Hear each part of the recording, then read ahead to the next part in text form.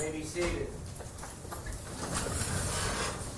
Morning, Mr. Kern, Mr. Milano, Ms. Carr, Dad, Rico. Why don't you go ahead and call our case? Thank you, Your Honor. Good morning. We have State of Ohio versus Sharan Carr, case number 19 CR 100932. Thank you, counsel. We're here for purposes of sentencing, correct? Yes, Your Honor. All right. And the court had received through the mail, or through the court process, rather,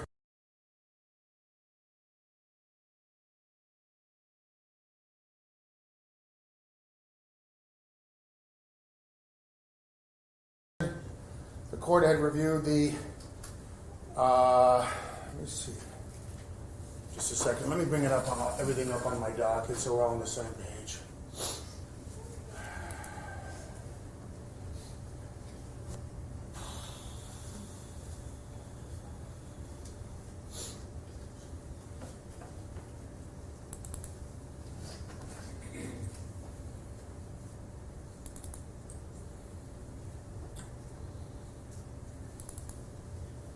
There we go.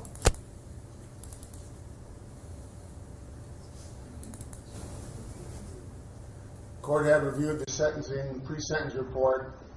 Quite honestly, I think it was Friday of last week, although I reviewed it again this morning over breakfast.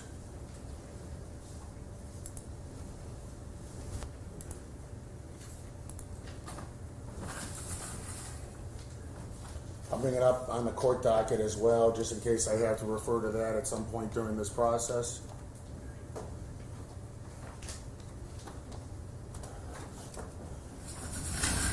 Mr. Milano, Ms. Carr, in light of the large crowd, I usually, when I have bigger crowds for particular sentencings, I usually have the parties handle that from their trial table rather than coming before the court reporter, and that's how I assume, how I expect us to do this today. Mr. Milano, this is your opportunity to relate anything, although, as I said, I've reviewed the sentencing memorandum that you submitted to the courts earlier this week. The agreement at the time of the plea was that the court would be issuing a 3.5-year prison sentence with regard to this matter, and the defendant would not be eligible for judicial release. I believe she wouldn't have been eligible for judicial release with regard to count one anyway, if I recall correctly, but I can confirm that with a quick review of the pre-sentence report, the plea sheets. Yes, that case, that charge is one in which the prison sentence is mandatory. The court has reviewed the pre-sentence report with regard to this matter. I appreciate that it also had a good deal of publicity, although generally speaking, I don't read the local papers about cases that might end up in my court. I guess I sort of stick with the comics, the sports, and the editorial section. So I've not had the benefit of review of any kind of media coverage or detriment from media coverage, I suppose, is a possibility as well. You may proceed with your statement on behalf of Ms. Carr, sir. Thank you, Judge. Judge, it's not my intention to apologize for Mrs. Carr because she has done that in writing. I believe if you give her an opportunity to speak, she will again apologize today. I do think that it's necessary for me to do two things. First, to note that Mrs. Carr is being punished, and she should be. She did a terrible thing. She caused Mr. Nyland's death. Is a terrible thing. The pain that she caused their family, his family, is a terrible thing. The note that I just want to make is that all that being said, all understanding that there's nothing that she can do to make it better, she understands that punishment is necessary and 3.5 years is necessary, but will never make up for the loss that she caused. But the note I'd like to make as judge is that she herself is not a terrible person. She's 65 years old, I think, now maybe 64. As you know, she's on a walker because she had her hip replaced just before the Christmas holiday. We're asking you to extend the time for her to report because the doctor was late and she needs some more time to recover. What's the doctor's expectation in that regard, Mr. Milano? We believe that she should report on the 17th and that she will have had enough time at that point. February 17th. Right, thank you. And that she will have enough time at that point to recover the way she would have when we set this date. Unfortunately, Judge, good people, and she's lived an absolutely worthwhile life. She was just beginning retirement. Good people sometimes do terrible things and cause terrible consequences. The second thing that she would like me to do is to thank everyone involved in this case as a case, starting with the Nyland's family, but also the state, the prosecutors, the court, the police, for the incredible empathy and balance and fairness with which she was treated. It's an extraordinary thing. Of course, it's what's due of all of us, but she really wants to thank everyone for the fairness with which she's been treated. She understands fully the punishment is necessary. The punishment is just. But again, and finally, she'll express her sorrow. I've lived with it with her since the day we met. She's written it. And the idea of how she was treated, it was important for her to make sure that everybody understands that going to jail is the consequence for what she did. Thank you, Judge. Thank you, Mr. Milano. Ms. Carr, do you have anything you wish to say on your own behalf before this court proceeds with sentencing in this matter?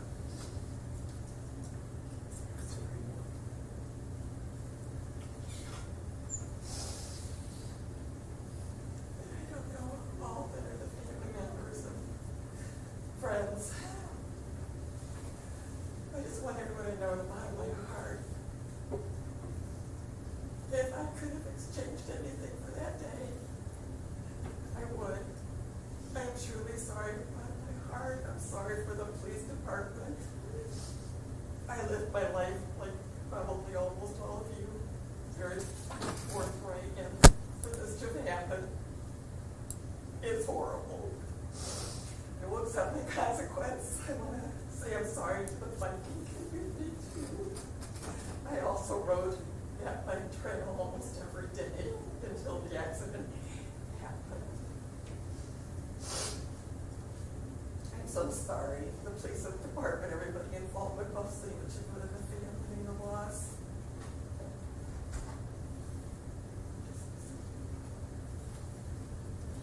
Thank you, Ms. Carr. Mr. Kearns, anything on behalf of the state in this regard? Yes, Your Honor, there are about 5 people who specifically want to address the court. The first is Mr. Thomas Rocks. Okay. And Mr. Rocks, where are you at, sir? For all of you, if you would just come up to the podium, please. I don't think it has a microphone, but it makes it a little bit easier for my court reporter to be able to catch everything you have to say in that regard. And if you could, you just state your full name, at least your first and last name for the court record, sir. My name is Thomas Rocks. Thank you, sir. And how do you spell your last name, Mr. Rocks? R-O-C-K-S. Okay, thank you. This past June, Richard Randall Nyland's life was violently taken. While doing something that he loved, riding his bike, he was struck from behind by a vehicle and left to die by the side of the road. The person responsible for this horrific act did not stop to help him. The person did not call 911 for an ambulance. She kept driving, fleeing the scene of the crime. Randy, as he was known by all of his family and countless friends, was a loving husband to his high school sweetheart, Patty. They were best friends, looking forward to their retirement together. Randy was the beloved father to Becky and Brad. He loved his children, and they have had their father stolen from him. His grandchildren, whom he adored and cherished, will not be able to experience his love, good nature, guidance, and humor growing up. I knew Randy as a best friend for over 40 years. He was a business associate, a great architect, but more importantly, he was the person I went to for advice. Randy was honest, always reliable, and willing to lend a hand. He's irreplaceable. He was loved and appreciated by all of his family, friends, work associates, community members, fellow bikers, and sailors. Everyone here today was touched by his good spirit and his sense of humor. There aren't enough words or time for me to describe what he means to his wife Patty and family and friends. I believe that the consequence for this reprehensible action should be the maximum sentence allowed by law. And I want to thank the court for letting me express my thoughts today. Thank you. Mr. Rocks, just a quick question, because throughout this process, the pre-sentence report that I've reviewed indicates Mr. Nyland's first name is Richard. How did he end up with do you know how he ended up with the nickname Randy? Randy, I think it was family. Family. generated. Okay, thank you. Not a middle name or anything like that? Yes, it is. Well, His middle name? Randall was Okay. his middle name. Okay, so the family would call him by his middle name? Yeah. All right. Thank you, Mr. Rocks. I'm sorry for your loss. Anna Evans of our prosecutor's office, legal witness team, has a statement from Kyle Miles. Okay, and although we see you all the time in the courtroom, please, for the sake of the record, if you could state your full name. Anna Evans, All right. EANS. Thank you, Anna. This is from Randy's sister. My name is Kyle Nylands. Randy was my brother, my only sibling. Excuse me, Anna, just a moment. I'm I thank you, ma'am. I appreciate that. No, if you wish to stand, I'm not trying to stop you from standing. I assumed that was the case, and I wanted to make sure that was the case. Thank you, ma'am. Go ahead, please, Anna. Randy was my brother, my only sibling. We should not be here today. Randy should have lived 25 or 30 more years. Our dad was 91 when he passed away in 2015, and our mom was 95 when she passed away in 2018. Randy took care of himself, he ate well, and he exercised regularly. He was exercising when he was killed. He probably would have lived to 90 or 95. But we're here because Sharan Carr made the very poor, irresponsible choice to drink and drive. I do not understand how someone in my age range did not learn 45 years ago not to get behind the wheel of a car after drinking. Randy was a great guy.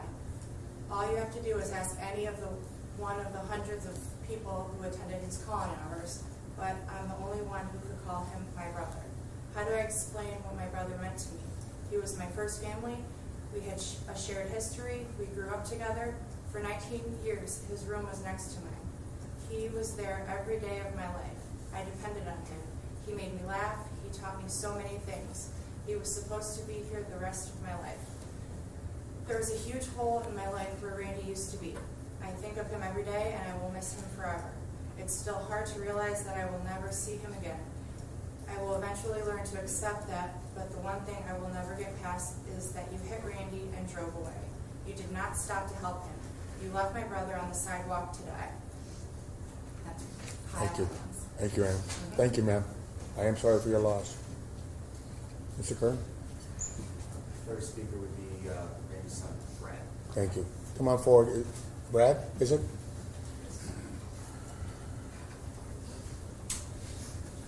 Sir, if you could I'm sorry, it's just the process of the formality of that. If you could state your full name as we begin.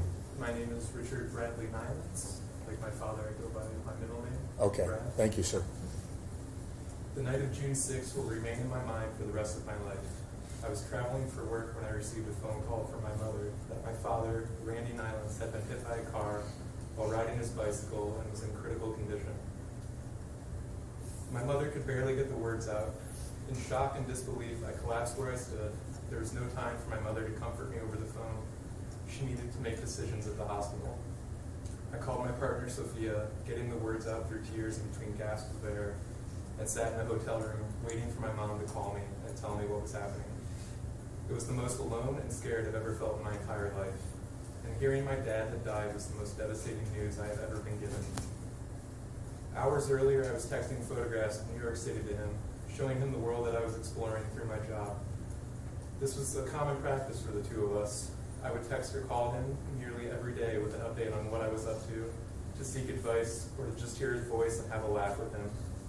Inevitably, he would let out, "It's good to be Brad," or "I want to be Brad," terms that may be seen as sarcastic, but I knew were expressions of how proud he was of me. Now when I am doing and seeing new things, I am reminded that I will never hear my father's voice again. I will never hear another joke, another piece of advice, another exchange about art, music, or architecture. Sharan Carr has taken this from me.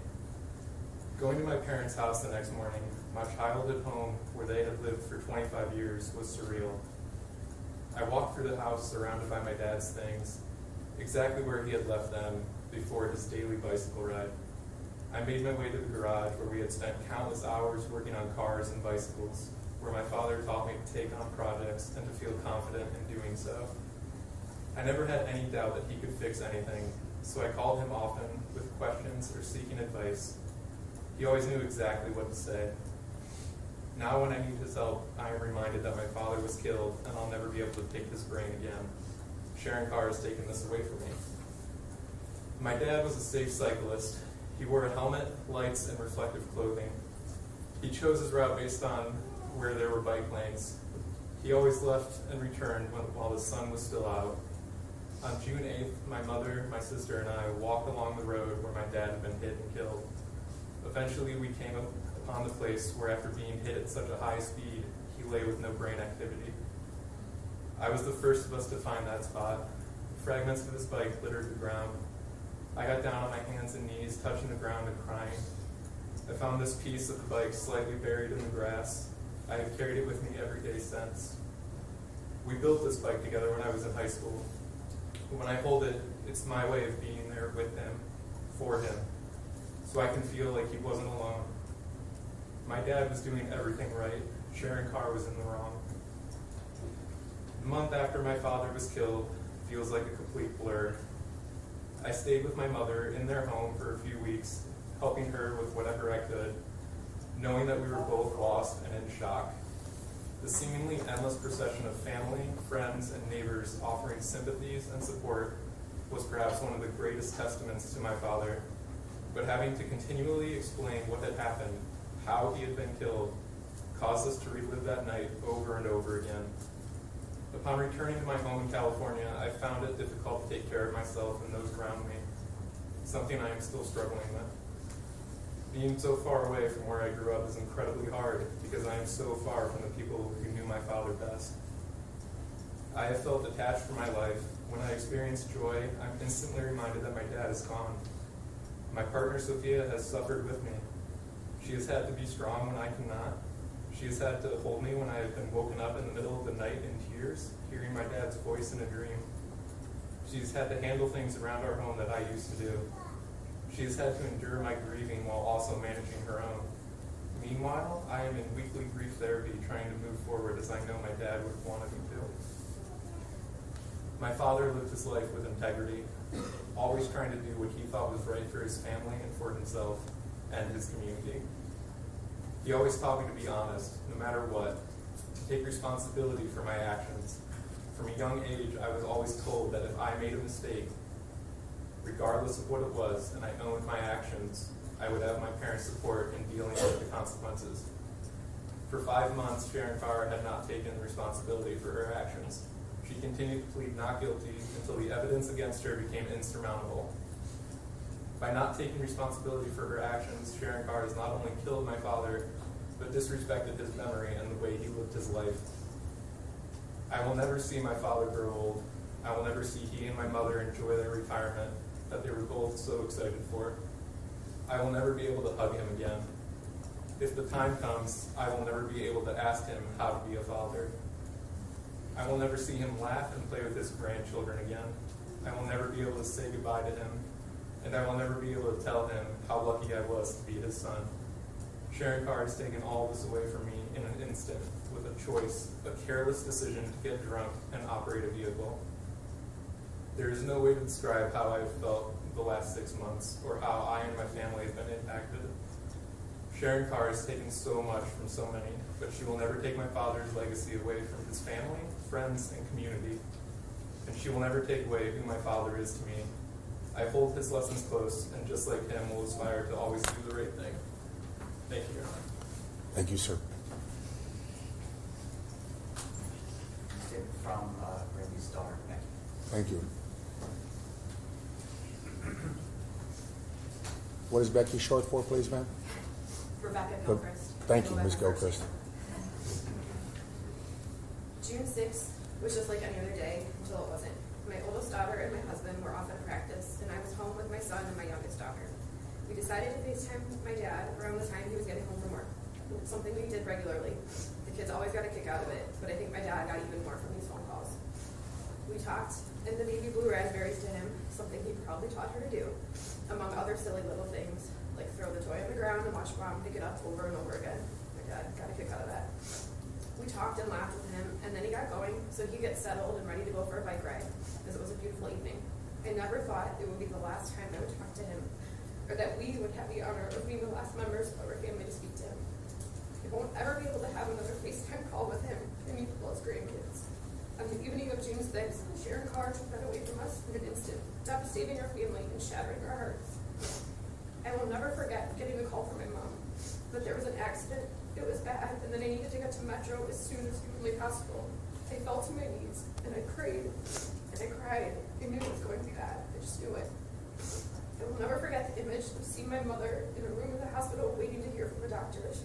I will never forget when they told us that they had tried to do everything they could, but there was nothing they could do to save him. That we would have to positively identify him, since he didn't have his identification on him. That he was still technically alive, but his body was shutting down.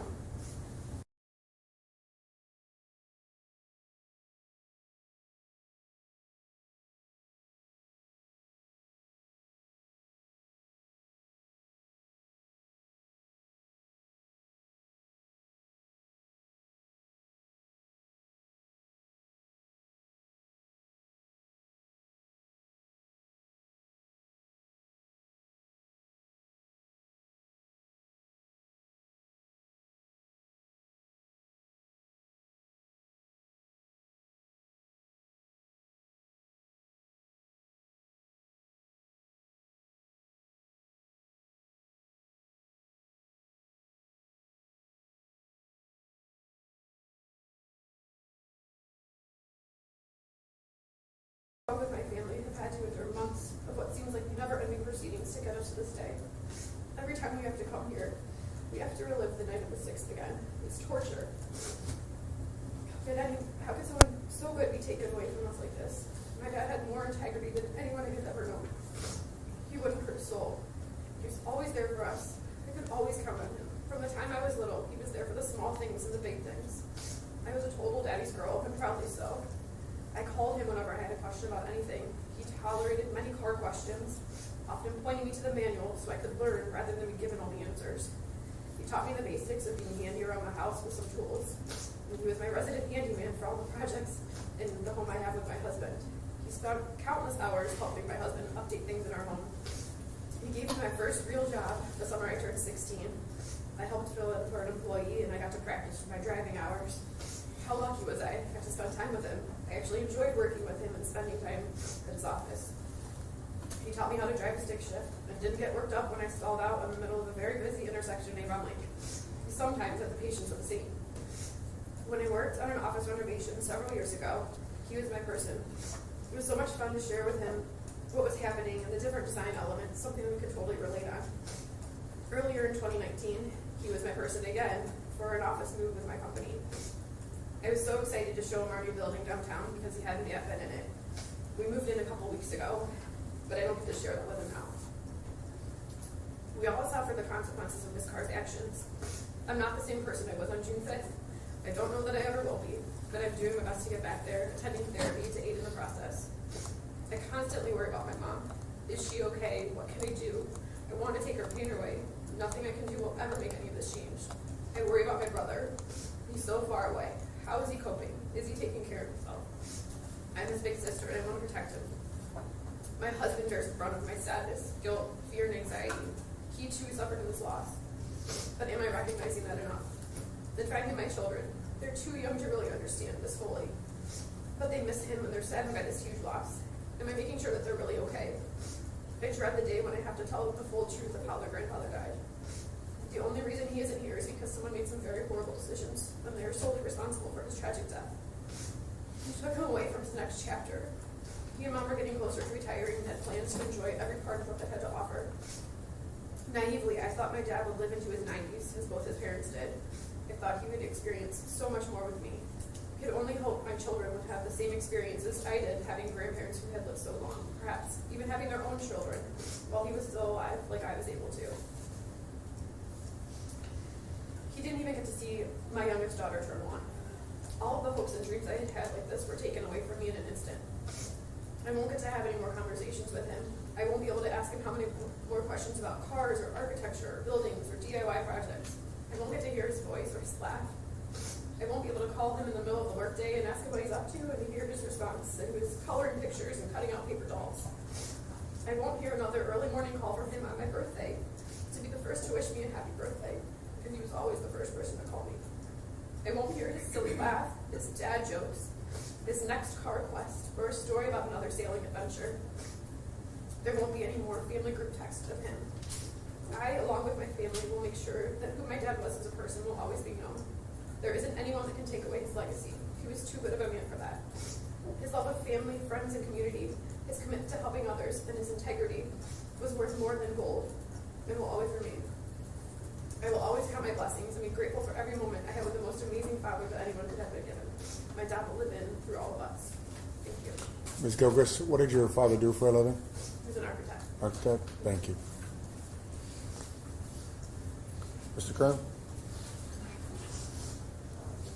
Randy's wife. Thank you.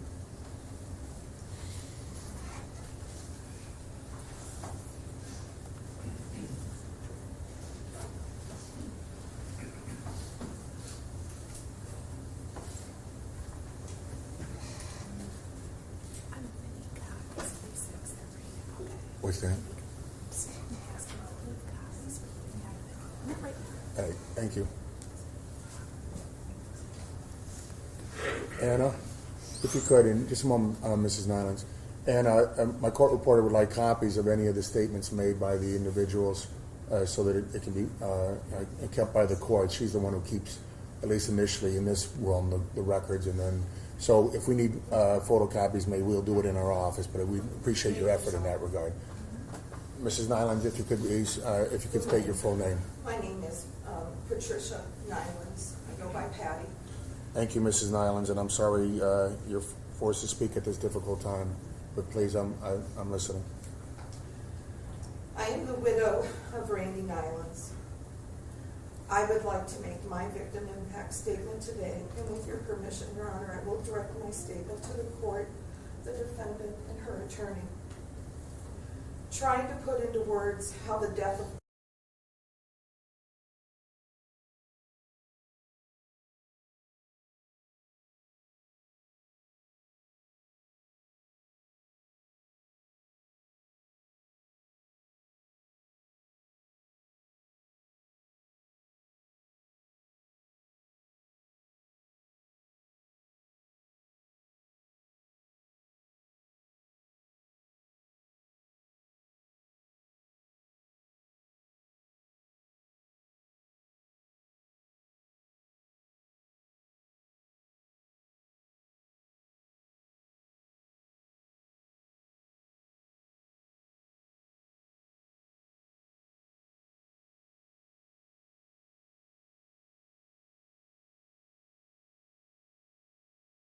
who fortunately had my cell phone number. Needless to say, once I heard he was injured, I left immediately for Metro where they had taken him. I knew very little, but I sensed it was very bad. Once at Metro, I had to meet with the trauma physicians and social worker. In my heart, I knew when they walked in that it was not good news to be shared. My daughter and son-in-law arrived, and together we had to hear the terrible news. Randy's injuries were so severe that he would not survive the night, and there was nothing they could do for him. Anguish doesn't begin to describe the wave of emotion which rolled over me. I had to identify him because he was brought in with no confirmed ID. That will forever be a moment not forgotten. He was hit so hard that he was unrecognizable in his face. I had to identify the man I was married to for 45 years, the man I knew for 50 years, by his hair, his hands, and his feet. No one should have to experience that. I then had to decide, because of no brain activity in my wonderful husband's head, to agree to no life-saving measures to keep his heart going. I had to sign papers to that effect. I then had to call my son, who was in New York for work, and tell him over the phone that his dad was dying.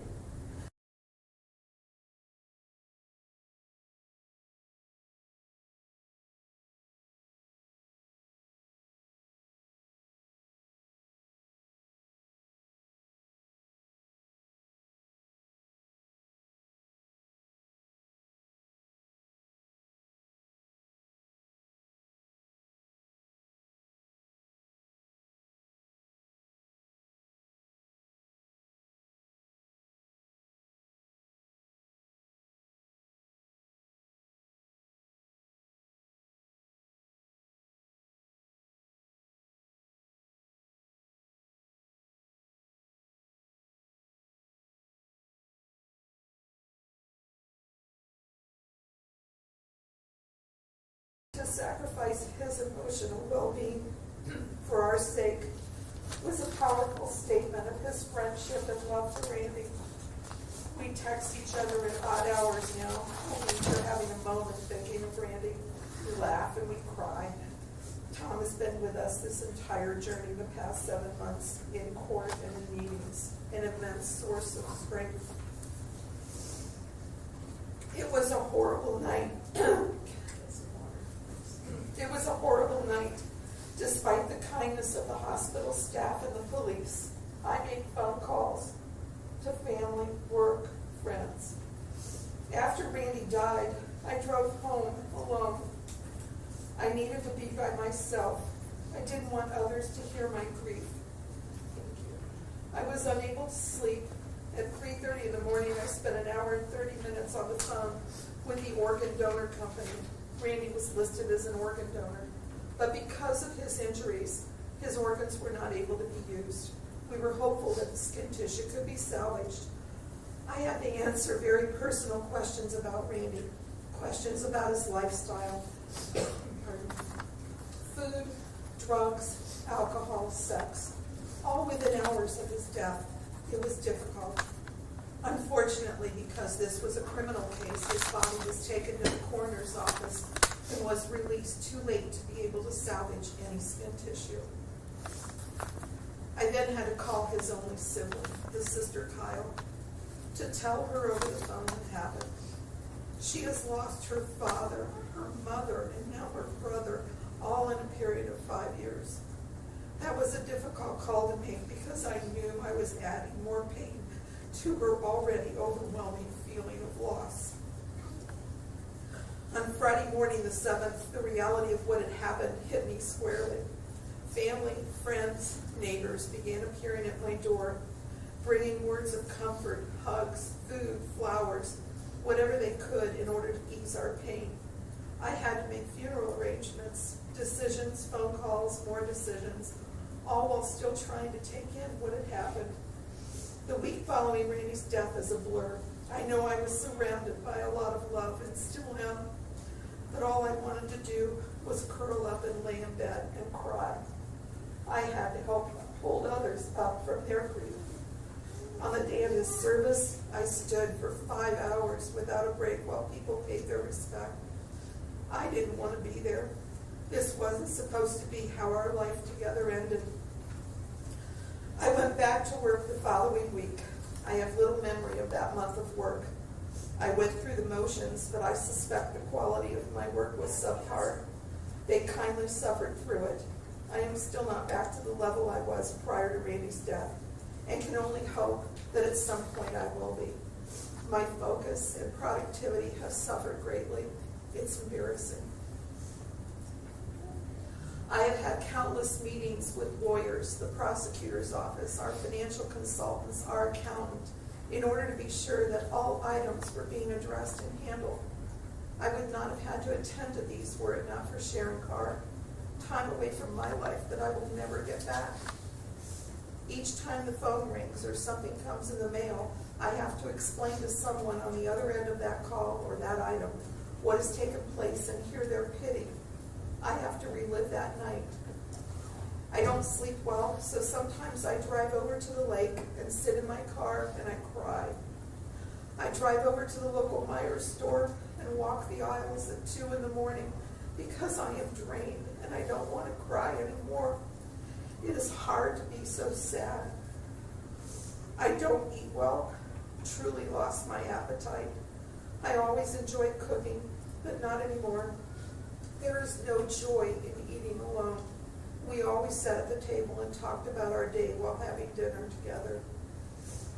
I used to be proud of keeping my home clean and orderly. Since June, I find I have no desire to clean, no desire to put things away, to maintain order. I have to force myself to stay on task and get things cleaned and organized. Depression has the ability to control my actions, regardless of my good intentions. I now see a therapist on a regular basis. I am thankful for her help and guidance. I sought help when I realized one night in July that I wished I didn't feel the pain and the loss. and that I wanted to die as well. It was a very dark place in which I found myself, and I knew I needed help. I've climbed out of that dark place, but I don't know when I will ever feel whole again. I would need to see a therapist were it not for Sharon's thoughtless actions. This summer, I stood by feeling very helpless as my neighbors came over and mowed my yard. I am anything but helpless, but I just couldn't take on that task. So I let my wonderful, kind neighbors show their support by mowing my yard. I love them for their kindness, but I hate the feeling of helplessness. I started spending Friday nights at my daughter's home because it is so hard to live in the emptiness of the home I share with Randy. I've had to handle things around the home that Randy took care of. I will never be able to take care of his cars the way he did. I'm sorry, Randy. We had our division of jobs in our home. It was quietly understood who did what. Now I have to do it all, and now I have to decide whether to stay in that home or move to another. How do I weave the memories shared in this home for 25 years? But it's too much home for one person. And while I hate to raise the issue of the financial impact to me, it has to be said. My income was cut in half with his death, but I still have expenses which were not cut in half. We had carefully lived within our means our entire married life, paying our debts, putting our 2 children through college, putting money aside for retirement. We didn't live a flashy life, despite what my children might have thought. We planned to work an additional number of years past the age of 65 in order to make sure we had sufficient funds for retirement.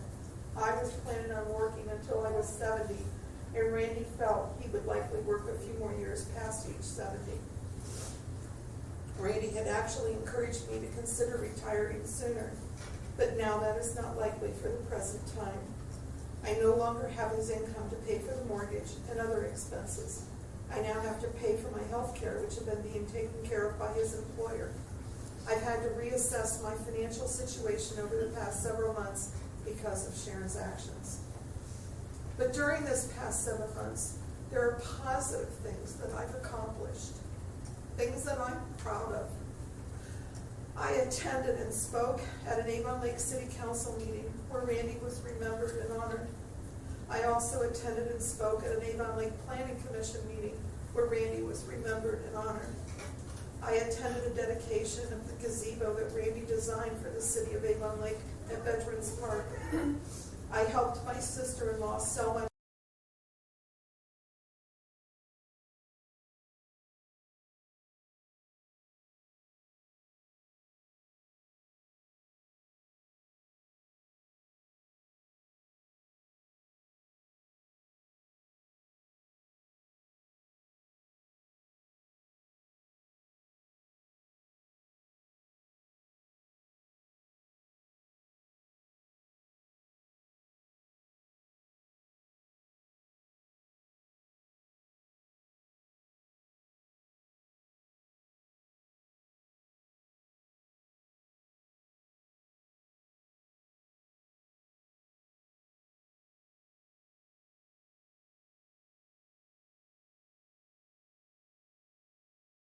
memory. I participated in a meeting in Avon Lake for the purpose of improving the bike infrastructure within the city, as well as bike safety and awareness. I am in discussion with Bike Cleveland on how I can contribute to their organization, whether by being an advocate for safer roads and stronger laws, or helping others who are impacted by a serious bike injury or death because of an automobile driver. I have begun writing thank you notes to all of those individuals who helped me and my family. It will take me months to complete this. All of this, while still going to work every day, still trying to put my life back together, still trying to help my children and family put their lives back together. Sharon, you've presented yourself as a good person who's never been in legal trouble in the past. And I understand that. Your character is not in question here, it's your actions. You feel this was just an accident, but it wasn't an accident, because an accident is without apparent or deliberate cause. And you deliberately drank and then deliberately got behind the wheel and drove your car, struck my husband, left him dying on the roadside, and continued on your journey. That is not an accident. That is total disregard for life. Then to add further insult to us, you proceeded to plead not guilty and put us through months of having to deal with that, saying to us that you were not responsible for his death by pleading not guilty initially. If not you, then who? You've been at the forefront of our lives for the past 7 months. We've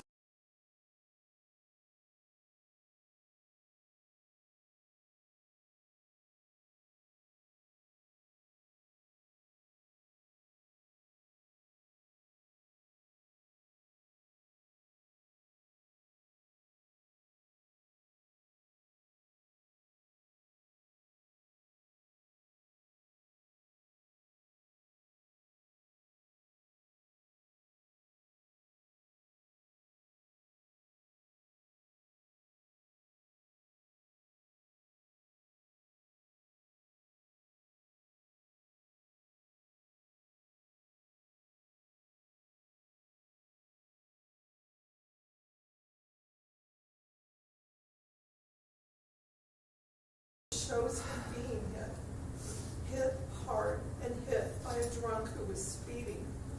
I had to lead them to a decision they could all live with and not regret. We made that offer and Sharan agreed to it. I expect and will hold this court to honor that agreement. Sharan cannot successfully argue to me that she is overcome with remorse or grief over her actions. What have you done since June 7th to reflect any remorse or grief? What have you done to give back to your community, to demonstrate you understand the damage you've caused, to demonstrate you want to make amends for your actions? We understand she was seen in public drinking and happily discussing plans to go to Las Vegas. She asked for her car to be returned to her, even though she no longer had a valid driver's license. She continued to waive her right to a speedy trial. She pled not guilty, not guilty. These are not actions of someone who realizes the extent of the damage their action caused, nor are they the actions of someone who is remorseful. She is not a person who deserves to be associated in any way with the legacy Randy created. Randy was a kind, loving, happy, and humble man. He was a man of integrity. He lived his life well. He loved his life, his family, his friends. Everyone who knew him spoke of his kindness, his humor, his laugh, and his humanity. Everyone who knew him called him their friend. His word was gold. He volunteered in his community, always giving more than he received. He would help anyone who needed it. He was passionate about sailing, about his cars, and about biking. His love of his family and friends was beyond measure. The world is better for him being a part of it, and the world feels our grief. What a legacy to have created. My grief is deep. Friends, relatives, co-workers, business associates, fellow bikers, neighbors, fellow sailors have stepped forward and expressed their own feelings of grief at the death of Randy. No one feels it more or less than the other. All comments have a common thread. They speak of his kindness, his friendly manner, his friendship, his humility, his humanity. They miss him. They miss his crazy and distinct laugh. They miss him on the race course. They miss him at meetings. They miss him at family or friend gatherings. They grieve for him and for us. I so very much appreciate their grief. And let's not forget that Randy was riding his bike as he always did, during daylight hours, in the bike lane, with a helmet, with flashing lights on his bike, wearing bright clothing.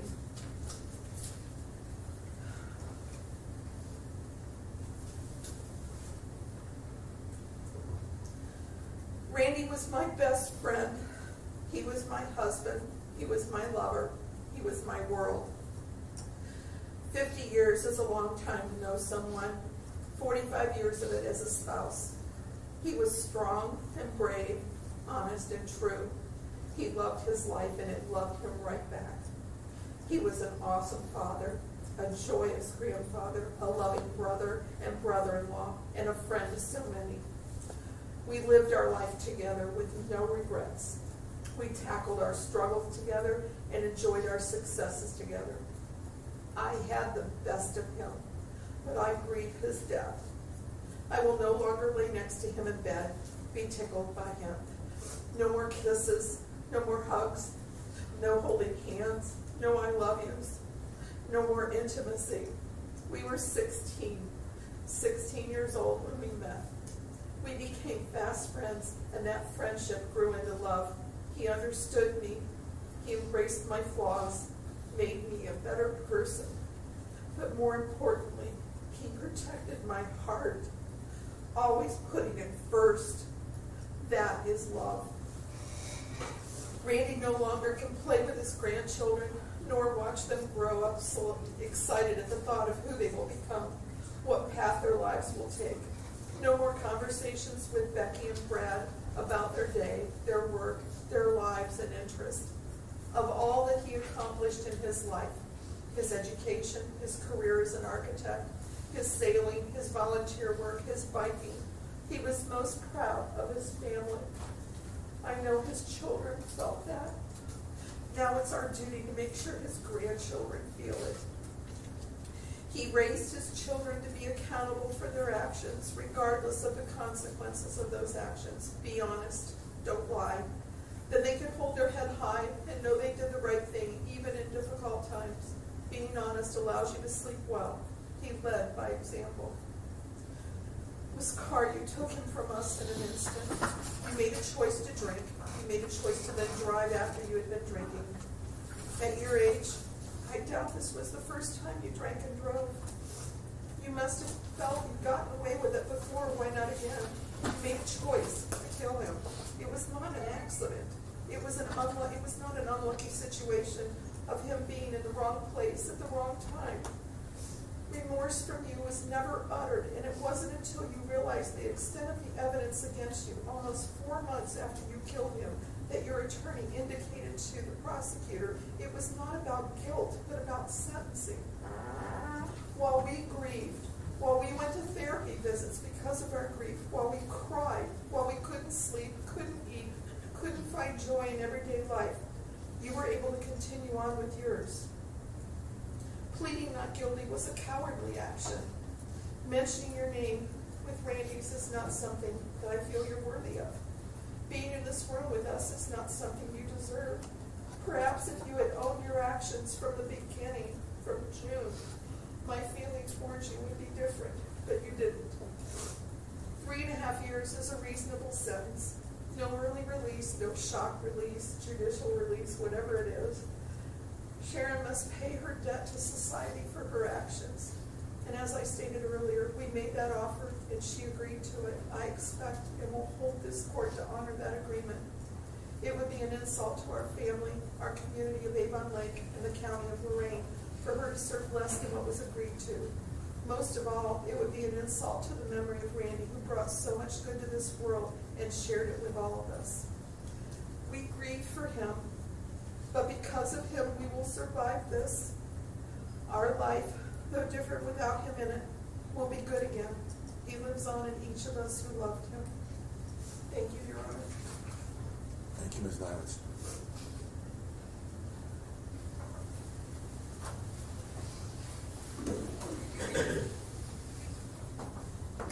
Mr. Kern, anything further from the state? Yes, Your Honor. A couple of things I want to stress. I know we had this agreement ironed out at the time of the plea. It's my intent to ask for that agreement to be honored, just as Ms. Nyland asked. One thing Ms. Nyland wanted me to stress as well is the family intentionally avoided the press during the pendency of this case. First, their grief is not necessarily a public issue. Second,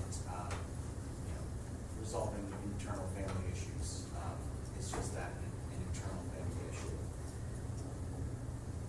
That's that she wanted me to stress that they intentionally avoided. Second, I want to stress the fine work done by the Avon Lake Police Department in this case in terms of canvassing the neighborhood where Randy was struck, finding a video of a side yard which showed the actual collision. Just as Patty indicated, I'm not going to call it an accident. An accident has a different connotation, it has a different meaning. This wasn't an accident. This was criminal conduct by Mrs. Carr, which is now acknowledged. But Avon Lake Police canvassing the neighborhood, finding surveillance video, doing a reconstruction of the scene with speed estimates, with distance measurements, the additional work of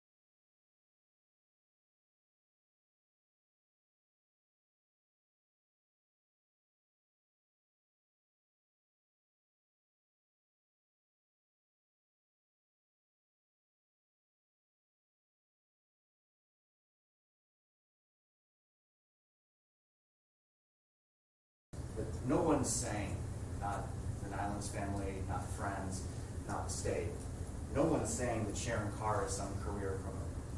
No one's saying that she went out that night intending to kill. But in this case is a lesson.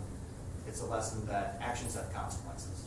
It's a lesson that driving drunk can have very serious consequences. It's a lesson that not leaving space for bikes on the side of the road, especially when there's a designated bike lane that the bicyclist is riding in, has consequences.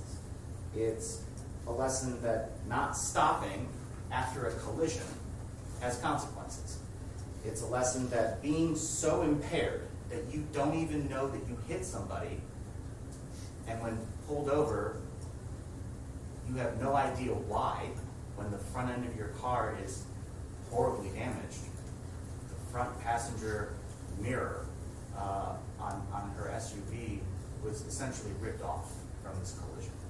Being so impaired you don't know that has consequences. And being so impaired that you weave into the bike lane, one witness in this case described her weaving into the lane 5 or 6 times before striking Randy Nyland on the side of the road.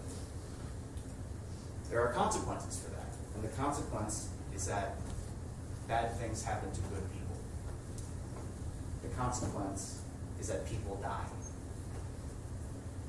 And this case is about ensuring that Mrs. Carr, the community, and the Nyland's family know there are consequences for what Mrs. Carr did. And that's why the parties have agreed to recommend, I expect you will impose 3.5 years of prison in this case, with no opportunity for judicial release. That 3-year term on count 1 would be mandatory time anyways under the statute, but the additional 6 months on count 3 is also going to be no opportunity for judicial release per our agreement. There will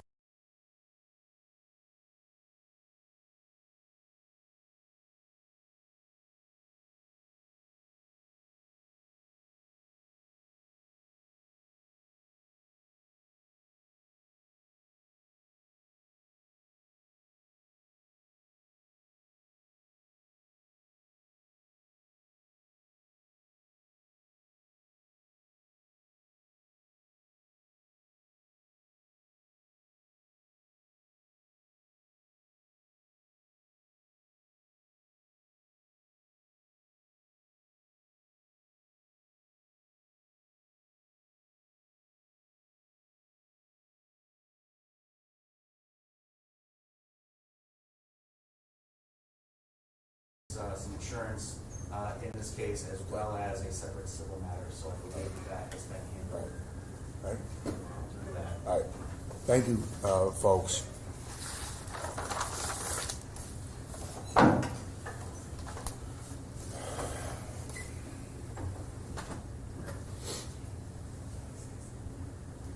Good. Yes, Mr. Milano? May I have just one moment before you proceed? You may. I only want to address one thing. The idea that Ms. Carr, by her not guilty, delayed this hearing. Mr. Curran, as he has been throughout this entire case, I thought was enormously fair a moment ago when he said that at the very first pre-trial, which is the first time that we got to meet, the first thing that was said was, this is not a case about whether Ms. Carr did this or should be punished for it. It was a sentencing case and what the punishment should be. And all I want to make clear is that she did not delay it. And to the extent that I was responsible for the fact that she didn't talk to the family as she walked through because I thought that's the way to do it, that's my fault, not hers. She wrote the first letter of apology in the beginning. And I'm not trying to minimize, of course I'm not trying to do it. But I think that's important to know because when we who work in this room, in this world, have a case, it just takes time to do the job. It was not meant to be a delay. There was never a threat, oh my God, we're going to try this case and put you through hell. It was just a matter of all of us doing our job. So again, I greatly appreciate the fairness, and I particularly appreciate the fairness of Mr. Curran, as he mentioned that. So at least we can all understand that it doesn't minimize anything what happened. Mr. Nyland's death, the family's death, is the only thing that really counts here. But at least that should be understood. And again, I appreciate Mr. Curran. Thanks for the time, Judge. Thank you, Mr. Milano. In that regard, I know we have a full courtroom, and quite often in my experience, people who support one side end up on one side of the courtroom, and the people who support the other side support the other side. That seems to be the common occurrence. I don't know. Can I have, if only by show of hands, how many people here, ostensibly on behalf of Mr. Nyland, and on behalf of Ms. Carr? Thank you. I appreciate that.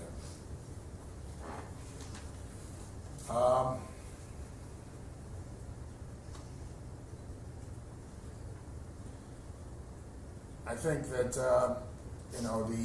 I'm in my last term. I've made that well known for some period of time, and obviously this is not about me. But many times people ask, "Well, how can you leave the bench that early? How can you leave early?" These are the types of cases that make it easy to leave early, I suppose. I've got an individual who has had a significant impact on the family, the community, friends, and I'm expected to then issue judgment, which is punishment for an individual who's never been involved in the criminal justice system in their life. Absolutely no record whatsoever. A clean pre-sentence investigation report.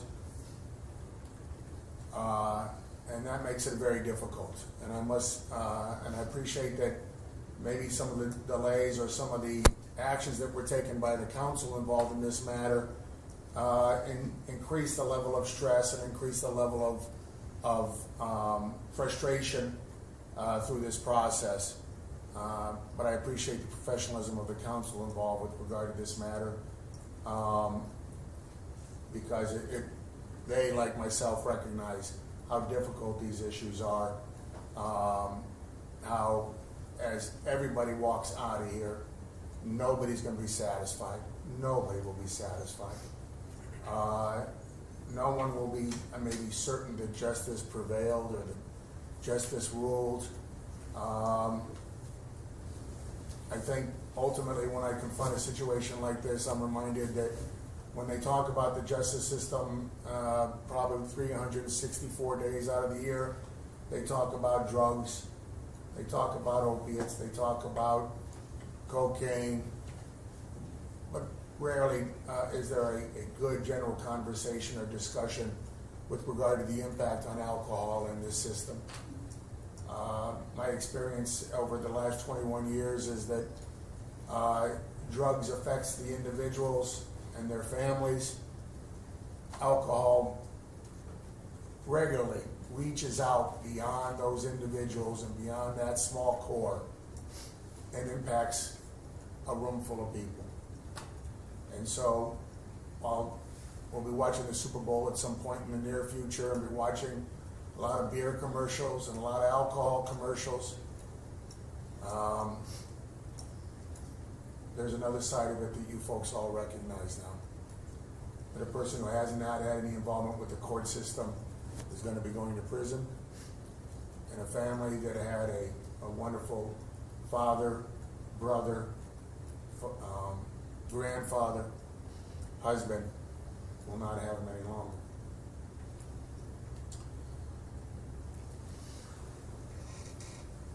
Recently, there's a historical project going on here at the courthouse where we're trying to do bios regarding retired judges. And some would suggest the reason I got this job is because I'm the son of Judge Adrian Betleski. I always facetiously indicated that I hope they kept on voting for him every 6 years. I witnessed his death as well. There was a couple comments, and I think I think it was Bradley. Wait a minute, excuse me, let me make sure I got this right in my notes.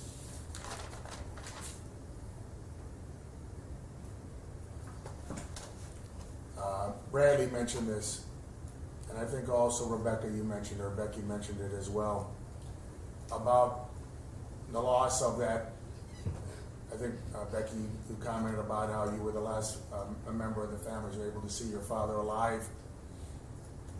My father had a practice after he got on the bench, and I think a case like this is probably what generated that.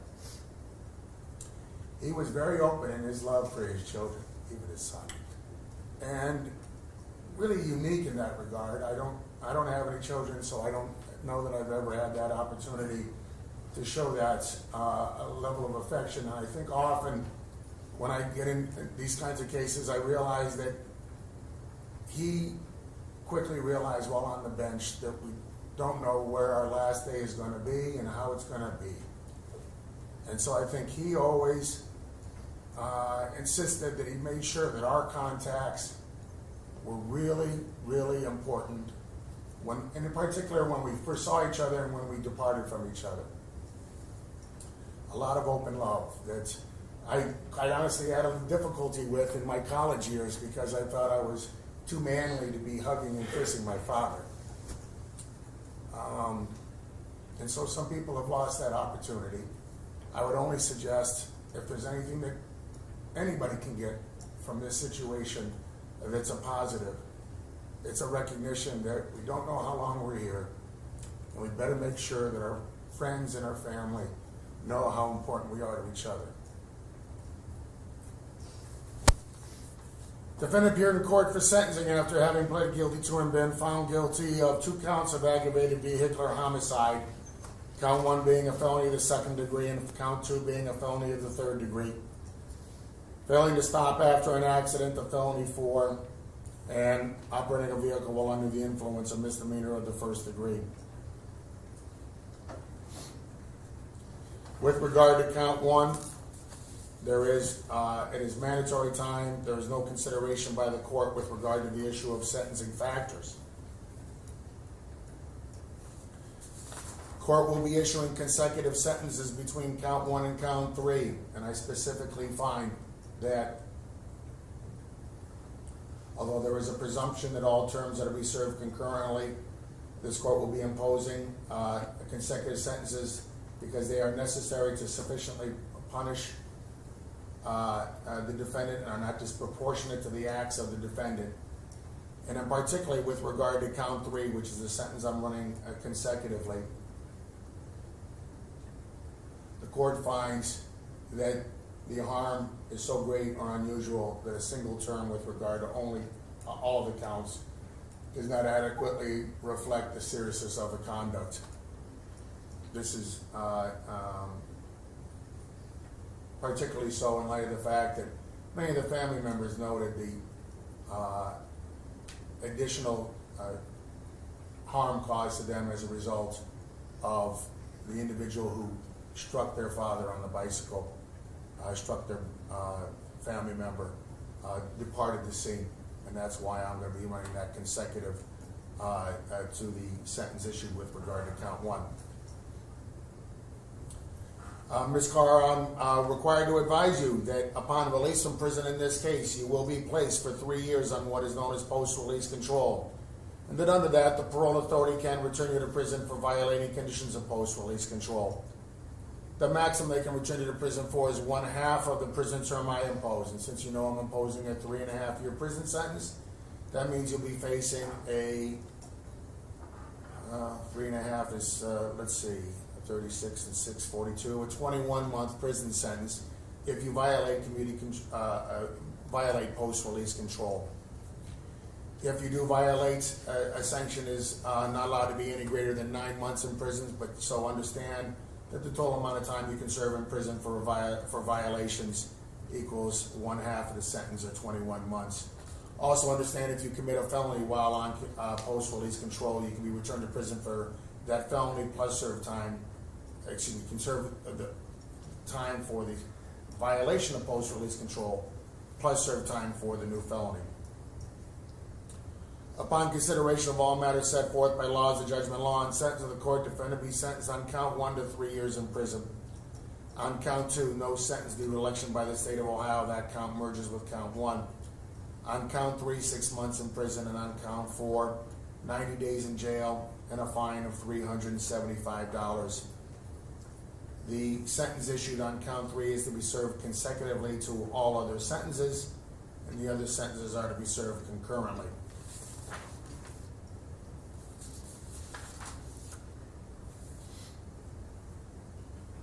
The court will grant credit for all days served with regard to this matter up to today's date. Plus, the defendant is entitled to future custody days while she waits transportation to the state institution. The court is going to order and allow defendants to have a reporting date to the Lorain County Jail no later than February 17th by 12 o'clock noon. 2/17/20, by the way. Just one moment.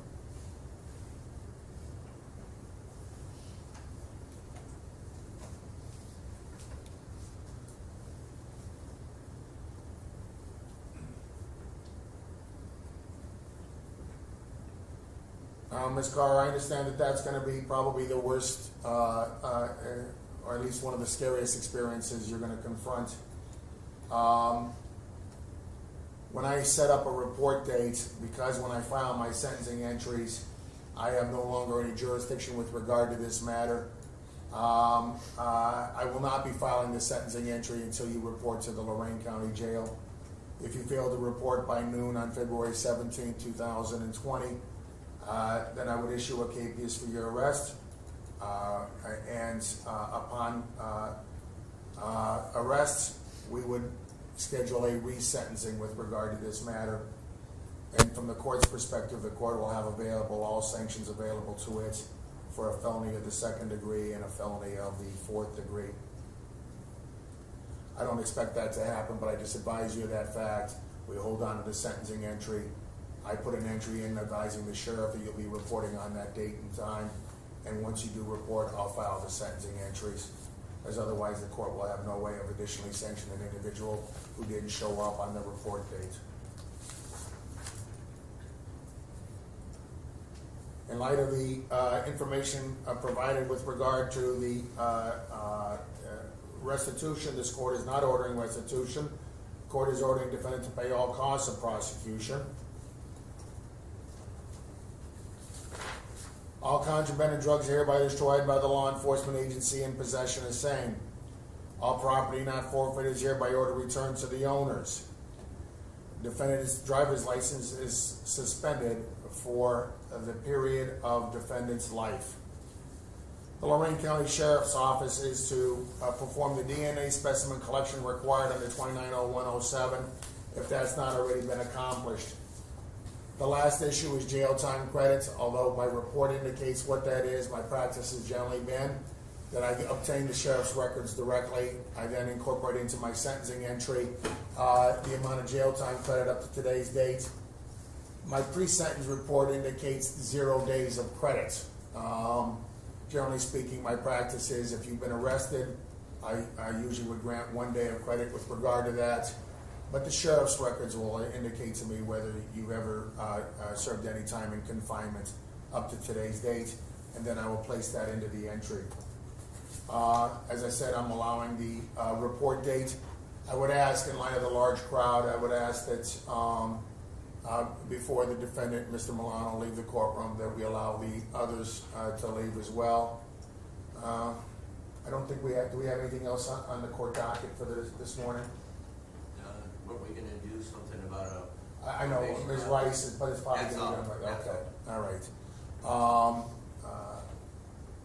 Once again, for all those involved, both friends of Ms. Carr, but more notably for friends and associates of Mr. Nyland, my regrets to the circumstances that brought you here today. I'm sorry that we can't give you the kind of relief maybe that all of you wanted with regard to this. We can only give what we're authorized to do under the law. And thank you for your time and patience with the court, folks.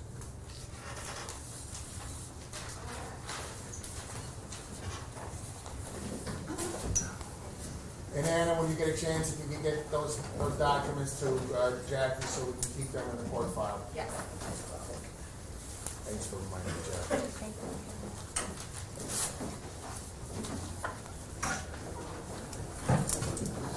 Thank you. Sure, guys.